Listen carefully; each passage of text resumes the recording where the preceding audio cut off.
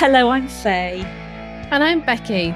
In this podcast, we're going to be talking about maximising your potential as a leader and living your best life personally and professionally.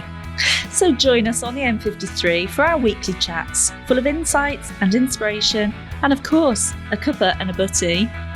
Faye, it's called a brew. Hello and welcome to today's episode. We're talking today about those times when our positive attitude can become a little bit toxic. Becky, I know this is something you're really, really passionate about and have got some examples and things to say. So do you want to say a little bit more about what this actually is and how it occurs? I will. And I imagine that for some of our listeners who have maybe listened to a few of our previous episodes, they might be thinking, well, you guys are talking about being positive all the time and looking for, positive ways to think about things. And that is true. Both Faye and I are big fans of positive psychology and of trying to find the good in things. But positivity can become toxic when no matter what is going on, you are determined that you will remain positive about it. It's this good vibes only kind of mindset and not letting anything else in. But what is actually happening here is we're discounting our difficult emotions. And that doesn't make us stronger when we do that. It doesn't make us more resilient. If anything, it adds to our fragility. Because yes, of course, there are benefits to having an optimistic and a positive outlook. But constantly rejecting any feeling that isn't positive is a really dangerous place to be. It invalidates our feelings. It gives people the message that if you can't find something positive here, then there's something wrong with you, because you should be able to find the good in this situation, whatever that situation is. But actually, it is really, really brave to allow yourself to feel all your emotions, to look them in the eye, to name them, and then to decide that you are going to handle them in a way that you see fit, that is appropriate, that is going to help you longer term. Not just brushing over the cracks, glossing over it, and seeing everything as rosy. So are we talking about things that might happen, and then we might say, "Oh well, look at the good side. There's somebody else out there worse off than you." Yeah, absolutely, and that's a classic example. And when we think about this, let's think about it in an organisation for a minute. When would this occur in an organisation? Well, if something bad has happened and you think that you are offering up an empathetic response. So someone's had a really difficult time. It could be in their personal life, but obviously we know that personal life filters into our work as our work does into our personal life. And you're like, oh, it's okay though. You've got this. I know that you can get over this. Or when people have lost their job and they're told to, it's all right, just think really positively, because when one door closes, another one opens. And yeah, do you know what? That can be true, but that person is in a really crap space at that moment in time. And actually what they need instead is for you to meet them where they're at. Acknowledge that that's the way that they're feeling, because actually by brushing over it, all you are doing is making the situation more comfortable for you. You don't want to deal with the fact that they are in a difficult space. So you try and turn it to something more positive. But actually, take a minute to meet them where they're at, to acknowledge their feeling, and to then help them move on together. Yeah, and it's really interesting that you use that example, because I resonate with that example. I was made redundant in 2011. As I think I've talked about before, I was on maternity leave at the time. So when I was made redundant, I wasn't actually in the office. I worked from home anyway, so I didn't have a desk to clear or anything like that. We were closed down because we were a government funded agency, and the whole business was closed down because we had a change of government. And I remember at the time I'd been made redundant and I was trying to process my feelings around that. What did it mean for me? What did it mean for me? Because I was planning on going back to work with, hopefully part-time. I was hoping to have all this lovely work-life balance. I don't know if that would have worked out. There you go. But yeah, people said to me, oh, well, you're on maternity leave anyway. Just think you can spend all this time with Sam, my little boy. You don't need to go back to work yet anyway. And it's fine. You can just you can be a mum. You can be a lady of leisure. And I remember thinking, yes, but how am I going to support that lifestyle?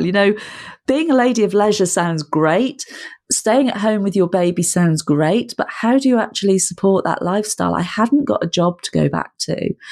And it crucifies your identity at that point. You had an identity, albeit a working identity, an employed identity. But then who was I? All of a sudden, I was Faye without a job. I was Faye a mum, but I was Faye without a job. I didn't have that identity of who I was anymore. And then, of course, I started seeing all my new mummy friends going back to work, and they were saying things like, oh, it's all right for you. You'll still be able to meet up with the mums who don't work and do all these lovely things and go and have coffee and this lifestyle. But all I was thinking was, yeah, but you're going back to work and you know your path. And I didn't know my path. It's really hard. Yeah, absolutely. And it's a really fine line, isn't it, Faye, between toxic positivity and toxic negativity. So then getting caught in that space where all you see is the negative. And that's why I think it's really important to recognise that we can control the way that we react to these emotions that come up, can't we? It's a choice for us what we do with them.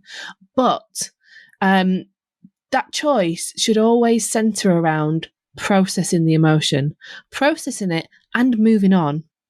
Because if then we find ourselves in that difficult space and then all we see is the negative, you've gone from one extreme of, okay, I'm gonna process my emotions, to then getting stuck with your negative ones. So feel all the feels, process all the feelings, and move on.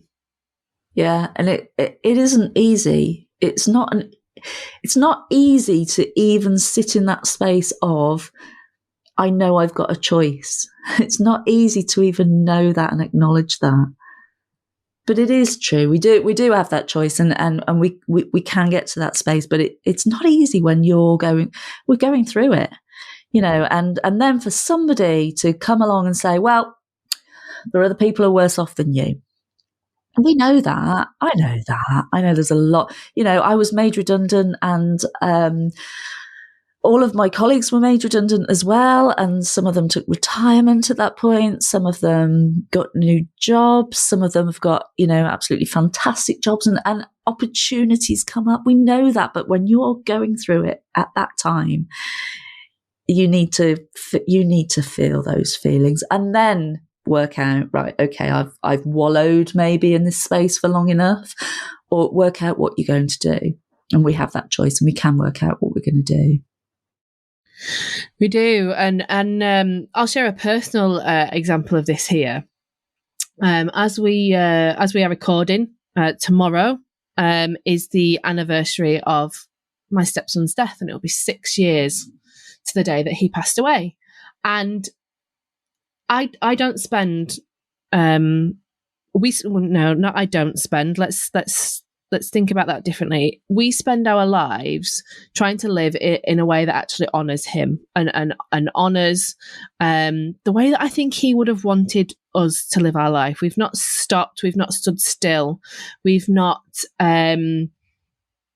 we've not stopped living our life just because his ended. He died just before he turned 3, very, very suddenly, very unexpectedly from sepsis. But tomorrow will be a crap day, and maybe to some people that will sound like, well, I'm making a choice already that tomorrow is going to be a crap day. That's not what I'm doing. Instead, what I'm doing is acknowledging that chances are I'm not going to feel as positive and happy about life in general tomorrow. But do you know what? I'm okay with that because it is a hard day. And as the day goes on, you know, it literally was in a day that he became very ill and passed away. And, you know, I feel the pressure. I feel the pressure as the day goes on, as we get closer to the time that he actually passed. And I feel the emotions building. But that's all right. And if I burst out into tears at the dinner table, I'm all right with that, because I don't spend my life bursting into tears in the middle of the dinner table because of the loss that I've had. Now, don't get me wrong. Sometimes things do catch you unawares. Of course they do. I don't think I would be human if I said I only ever cry when it's the anniversary of his death. That's not what I'm getting at all. But instead, I very much allow myself that over these few days to feel what it is that I need to feel when I need to feel it. And I tell you what, Faye, there are people in my life who I know are trying to, I know they're trying to help by saying things like, well, just remember the happy times that you had, and all these kind of good things that we say to people who have lost someone. And normally that's okay, but for tomorrow, that isn't okay. That's not what I need. I don't need to remember the happy times. I spend a lot of time and energy thinking about the happy times. What I need instead is to feel all the things that come up and to give myself the permission that that's okay, that it is okay to feel like that, and that if that goes on after tomorrow, then that's okay too. But I know that I can pick myself up afterwards. I know that allowing myself that time to feel all those feelings and to process what I'm feeling is just what I need, and that afterwards that we are able to move on. Actually, I've misspoke there. I don't like the phrase move on. I much prefer to think of it as moving forward, that we can move forward as a family that he is still very much a part of, even though he is not physically here with us. So I guess what would be helpful for you is, rather than people sort of putting their thoughts across at you, is just to ask you that very simple question. You know, Becky, I know today's a hard day for you. How would you like me to be? What do you need from me today? Yeah, and that would be wonderful. It would be absolutely wonderful. You know, that would be the ideal. And that is what we need to do more of.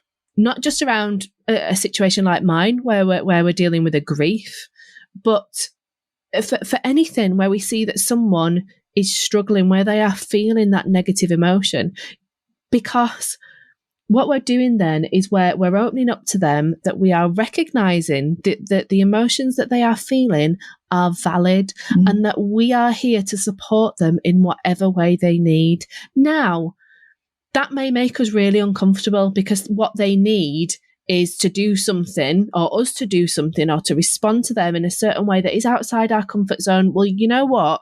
Swallow it down, because your short discomfort could have such a huge impact on this person moving forward. Now, sometimes what they might turn around and say to you is, oh, I need you to make me laugh. Come on, I need to snap out of this now. Tell me that story about whatever, because that one always gets me. And that's what they need from you. But please don't assume that you know. Don't assume that you know what someone else needs. Ask the question. I think I know I've certainly been guilty of assuming probably that I know with the best intentions. But as you say, you need to deal with it in the way that you need to deal with it. And that's very unique to you. But we're all the same, aren't we? For anything that we're going through, even if it's not losing somebody that you love, but it can be anything that makes you feel upset or triggered, or anything that we're going through.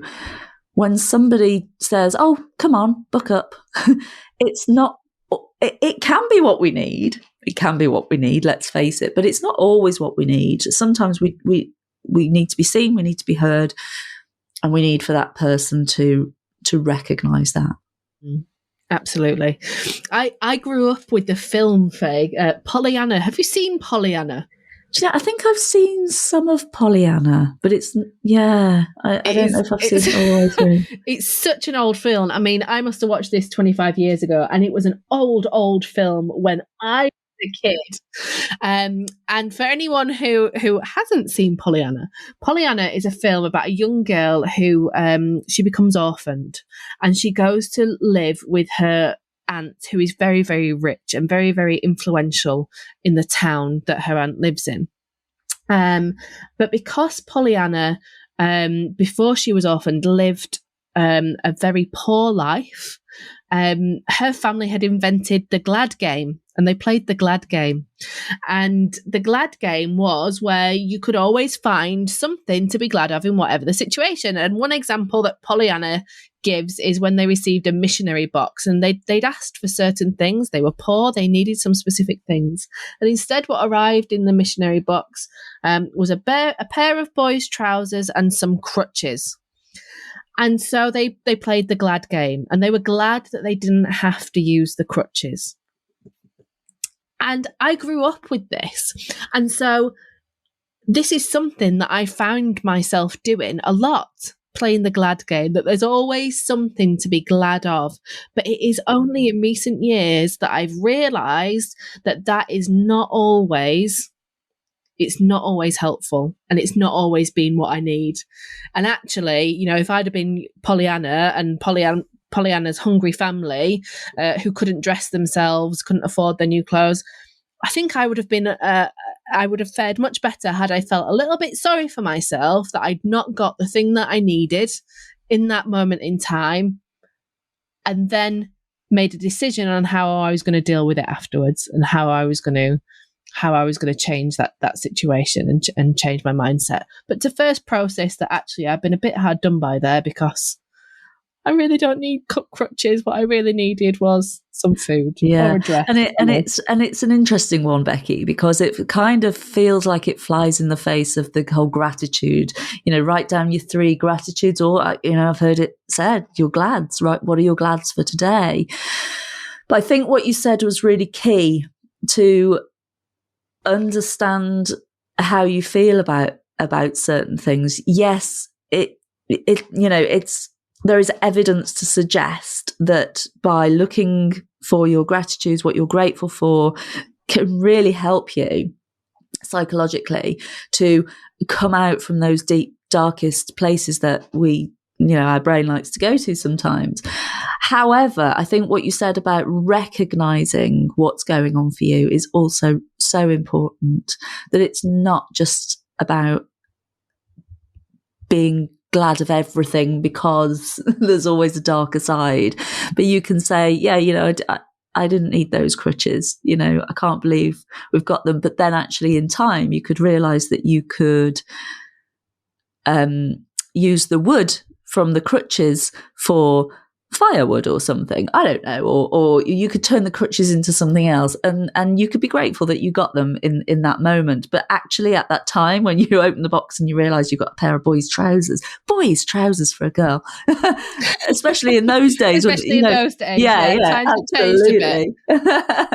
And a pair of crutches, yeah, you know, you can't always be glad for that.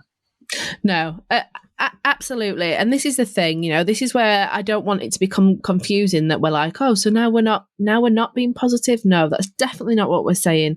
But what we're saying is, when positive is all you are determined to see, and you don't take the time to process your emotions, all that happens is those emotions will stay there under the surface, and they build and they build and they build and they build. And at some point they are going to explode. And at that time, then the repercussions could be catastrophic. Whereas if you had taken the time to acknowledge, to deal with, to process your emotions in the here and now, and then found the positivity to help you move on, you'd be in a much, much better place. Yeah, and neuroscience will tell us, we know that we've got different parts of our brain that process things differently. And we know we've got our survival part of our brain. We talk about that a lot, where our brain goes to keep us safe, releases certain chemicals which highlight fear and what have you. But it's also a side of our brain where we judge ourselves, where we sabotage things that we want to do, because, again, our brain is trying to keep us safe and draw us back from doing anything that's a little bit out of the ordinary. We also know that there's another part of our brain totally separate from that helps us thrive.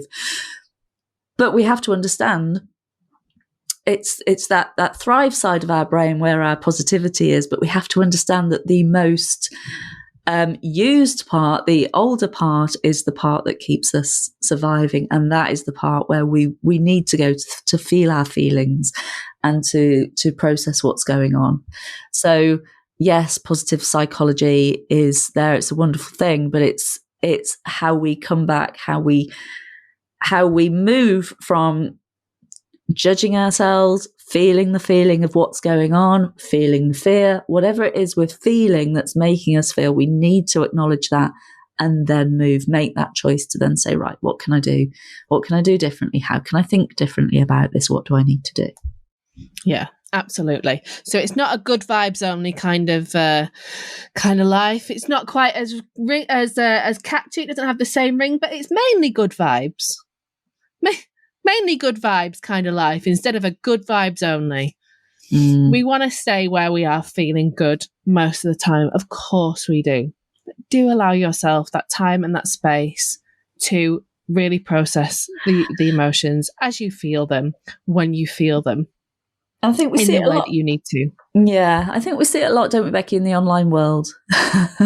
We see it a lot in the online world from posts that people put out where we think that everybody else's business is amazingly successful, moonlight and roses, and we might feel triggered by that because it might not be happening for us.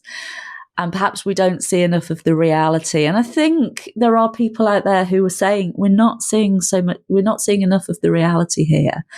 We're imagining what life should be like. And I'm talking from a business owner point of view, but whether or not you have a business, we only post on Facebook the pictures of us having fun with our friends.